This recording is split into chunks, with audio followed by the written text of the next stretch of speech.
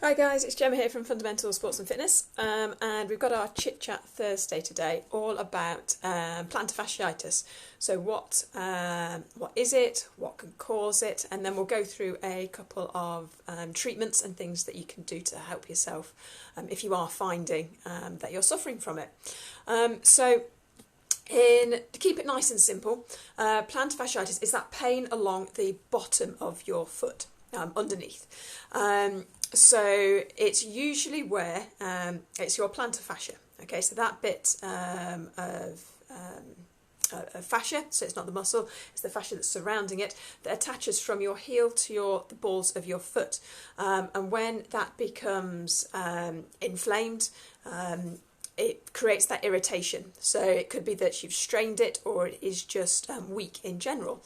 But it is incredibly painful, okay? Particularly in the morning or when you're starting to walk. Even from then, it might make it impossible to even run because of the pain that you're getting on that base of your foot, and it's usually very sharp. So a couple of the causes of it, it's usually from overuse, so that you've been covering too much distance, if you're running or walking, yes, it's an overuse injury. It's a bit more chronic.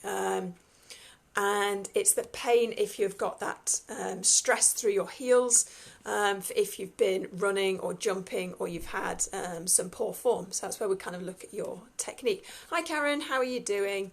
Hope you're feeling okay after yesterday's session. I'm a little bit achy, I have to say. And people that work in shops, or if you're standing on your feet for a long time, that again can also be another cause of plantar fasciitis. It's that prolonged standing. Another thing to look out for is if you're rolling inwards on your feet. It means your arches either aren't supporting you enough, or they're not strong enough to hold that base up. Or it could be from poorly fitting shoes. So if you've been having your trainers for a while, and some of the cushioning might have gone from them, or they're just not suited to the style of running that you've got, that can also have an impact and create that extra pain for you. So treatment-wise, because it's an overuse injury, your best thing to be doing is to rest it. So avoid running, as annoying as that can be. Avoid running for as long as possible until you can walk pain-free. And then it's kind of a bit of a judgment on your own part, really, of taking it very steady as you build the mileage back up. And what I tell clients and advise guys is that if you're able to run, and you've got a bit of mild discomfort, okay, just monitor it. But if that pain becomes on that pain scale of 1 to 10, and you can start to feel it creeping above a 5 or a 6, that's that time to stop running. Okay, and you need to then ease it back off again, because the inflammation is going to come back. Okay, because it's inflammation based, a good idea is to ice bath your feet, or roll the bottom of your foot on a frozen water bottle. That can again ease some of the inflammation that you might have. We spoke about your shoes, so go and have a gait analysis done. And get some correct fitting shoes, whether that's for when you're running or even when you're at work. Talking about if you're on your feet for a long period of time, if your arches aren't supported, that's going to again cause extra pressure from your heels and your arch.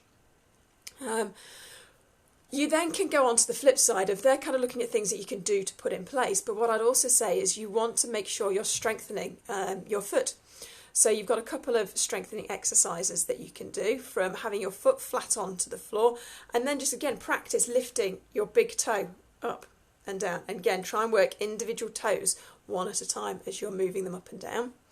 You can also then practice just trying to push your big toe down onto the floor whilst keeping your arch raised up.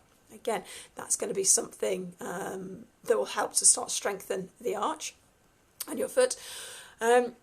Because it's a tightening of the fascia, some good bits to think about would also be from a stretching point of view. So there's some toe stretches. So imagine you've got your toes from here and you're looking at just gently pushing them backwards. Again, focusing like it was your big toe, pushing it backwards. So you're trying to get your toes towards your shins. I'd also look at doing some calf stretches. So again, thinking about that standing position, if we're here. Okay, and again, gently leaning and pushing forwards. If you've got tightness on the bottom of your foot, the likelihood is that your calves are naturally very tight as well. So that's something to think about. What else would I do? I'd also look at foam rolling or using a spiky ball. You get a nice little one and roll it. You can do it from standing or sitting, so it's easy to do in an evening. And just roll the ball over the bottom of your foot. Like anything, when it's foam rolling, to start off with, it will be incredibly painful. But what I would then say is the more you do it, the easier it's going to be. And work from that point, from the ball of your foot all the way through your heel. You can even then, if the ball's on the bottom of your foot, just be rolling it so you're trying to spread out your toes as well.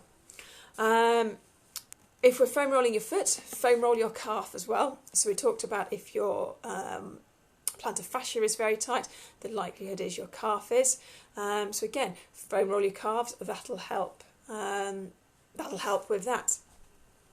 So those are my main bits, guys, from the initial treatment of looking from a rest point of view, getting some correct fitting shoes, then look from that stretching and strengthening point of view, and then you can also go down that massage route. If your calves are tight, legs are tight, it's always a good idea to get those massaged through. You can have the bottom of your foot massaged. Again, it is painful, but it can help. Again, from just that element of stretching and releasing some of the fascia. For people that are long-term sufferers, you may find that going and having some ultrasound treatment, but it would have to be very consistent for that to work, or shockwave therapy. So there's lots of different options out there. So if you have been suffering for a long time, don't think that you've just got to put up with it. Try some of those tips. Okay, so you're icing it, the ice roller, stretching your toes, strengthening the bottom of your foot with those toe exercises, stretching your calf, and then look at foam rolling and massage as well. So guys, if you've got any questions, just drop me a message, and I'll look forward to hearing from you all soon.